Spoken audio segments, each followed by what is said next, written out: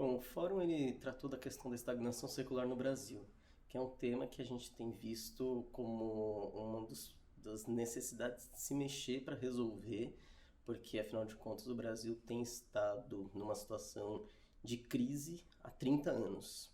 Se é que é possível dizer que existem crises de 30 anos, mas faz pelo menos 30 anos, ou 40, né, para ser mais preciso, que a gente apresenta taxas de crescimento muito baixas. E o que é interessante é que o Pascoal ele veio com o Pascoal Petit, né? Ele é professor da Paris 13, ele veio com uma ideia bem,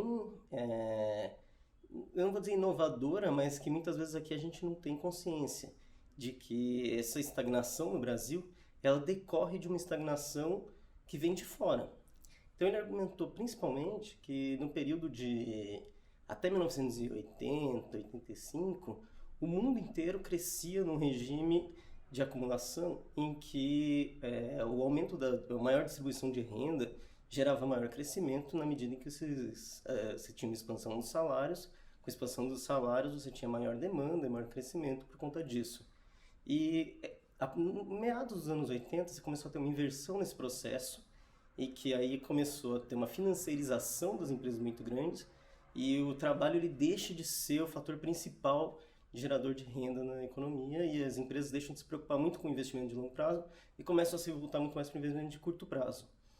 E isso é interessante porque isso modificou completamente a lógica de acumulação do sistema, o regime de como os trabalhadores, a classe trabalhadora, o governo e a classe empresarial lidam uma com a outra, umas com as outras. E o que aconteceu é que eu acho que é bem marcante, é que fora do Brasil isso gerou um processo que ainda está a se resolver, que é um processo de estagnação da renda. Na medida em que você não tem aí um fator gerador que consegue provocar o crescimento do progresso técnico de forma mais rápida, e o progresso técnico que é gerado, ele é absorvido em grande parte pelos lucros das empresas. Esses lucros não são reinvestidos na medida que você não tem demanda. E o que eu tentei fazer na minha participação, que foi um comentário sobre o trabalho dele, foi tentar trazer essa discussão para o caso brasileiro. E eu acho que o caso brasileiro ele é muito particular nesse sentido, porque ao contrário dos países centrais, a gente sempre foi importador de bens de capital, né, de máquinas, equipamentos, importador de insumos produtivos, e isso fazia da gente um país importador basicamente de tecnologia. E como importador de tecnologia, qualquer tentativa de crescimento, qualquer política de distribuição de renda, ela, ao invés de gerar mais crescimento, ela gera crise. Porque na medida que você distribui renda, você gera mais salários, só que esses salários virariam investimento, só que esse investimento não é feito nacionalmente, ele é feito através de máquinas, equipamentos, bens de capital, insumos, tudo importado. Então, a lógica de funcionamento, isso que mostra o Celso Furtado em alguns trabalhos clássicos, a lógica de funcionamento do sistema é uma lógica que, pra gente, nunca funcionou. O modelo fordista nunca funcionou no Brasil. E aí depois vieram os cepalinos, principalmente os neoestruturalistas, e tentaram explicar isso e falar assim, não, isso não é só uma característica do Brasil, isso é uma característica da América Latina como um todo. Só que aí o que aconteceu? Nesse processo de mudança do regime lá fora, lá no norte, né, vamos dizer assim, lá na Europa, nos Estados Unidos e no Japão, o que aconteceu foi que a gente entrou numa situação em que o crescimento ele se tornou ainda mais difícil de ser feito aqui dentro. Porque se antes era possível você crescer com investimento externo, com grandes empresas internacionais entrando aqui fazendo investimento direto estrangeiro, isso se tornou completamente impossível. Na medida em que, ou não, impossível é até demais, mas pelo menos a forma como a gente lida com isso acabou ficando cada vez mais inviável. Na medida em que, se você tenta fazer essa política de crescimento, tenta fazer uma política de crescimento por meio de investimento externo, na verdade, você precisa de uma escala de investimento muito grande. Essa escala de investimento, principalmente geradora de tecnologia, ela é incapaz de produzir isso internamente. Então, o que acontece? A gente tem uma mudança do tipo de escala que antes era necessário. Se antes a escala era no nível da empresa, a empresa tinha que produzir numa escala muito grande, então fazia sentido ter uma Ford, fazia sentido ter uma Volkswagen aqui dentro. Agora não. Agora não é a empresa que tem que ter uma escala muito grande, Agora, o sistema, a aglomeração produtiva, ou, vamos dizer assim, a rede, que é aquela conexão de rede, ela tem que ter uma escala muito grande para gerar todo o crescimento necessário. E para conseguir ter escala e se tornar exportador, ou pelo menos abastecer o mercado interno. E o que a gente fez aqui foi exatamente um processo em que a gente abandonou qualquer política que poderia levar à criação dessas redes, à criação dessas aglomerações produtivas, fazendo com que a gente se tornasse basicamente dependente do investimento externo durante todo esse período.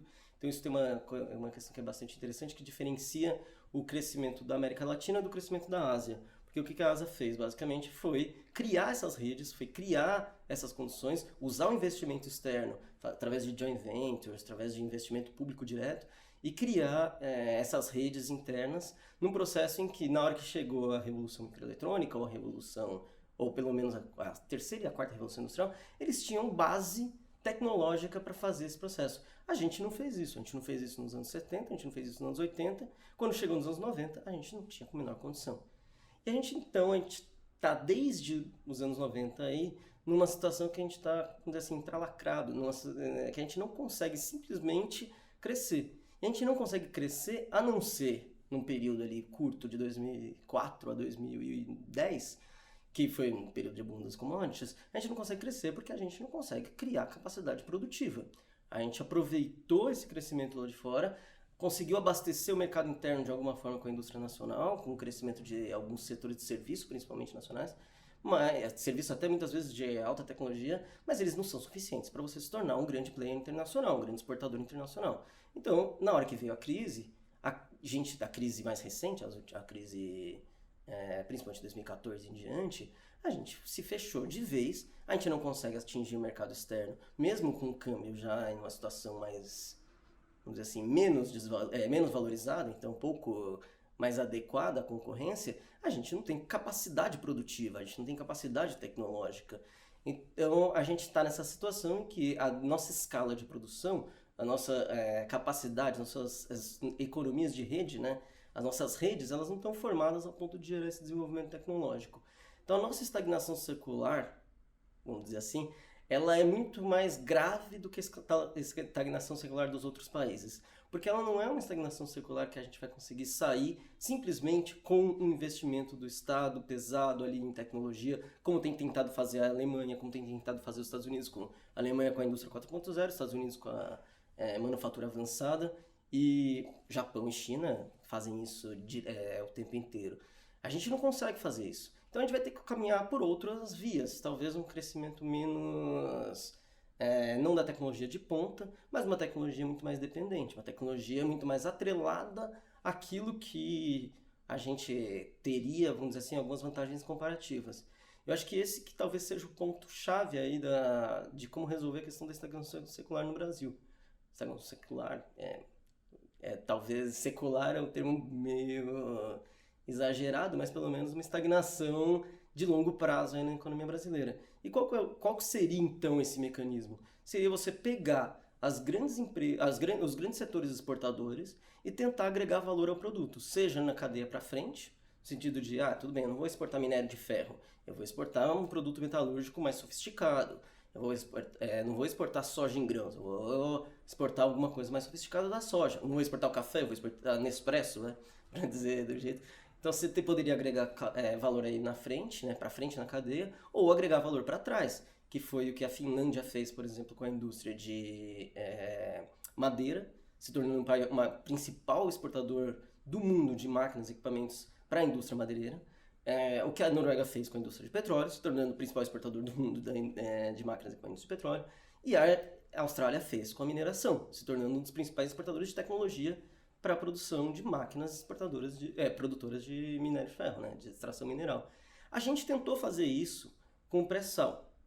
Entre 2005 e 2015, pelo menos 2014, a gente teve uma política bastante interessante no pré-sal, de desenvolvimento tecnológico. Atraímos para cá grandes empresas internacionais como a Statoil, a British Petroleum, a Shell.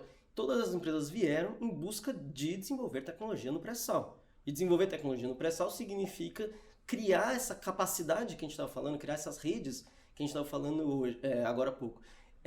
E o ponto é exatamente esse. A discussão que tem que se fazer no Brasil é como fazer com que as empresas venham em busca desses ativos estratégicos. Como fazer com que a própria capacidade de produção nacional crie empresas nacionais com capacidade de absorver desses ativos estratégicos que a gente tem, ou dessa nossa capacidade de exportação de recursos naturais, setores muito mais sofisticados, setores tanto industriais, máquinas e equipamentos, ou um produto manufaturado mais acabado, como serviços tecnológicos, que é basicamente o que tem feito a maior parte dos países desenvolvidos, exportadores de recursos naturais hoje em dia.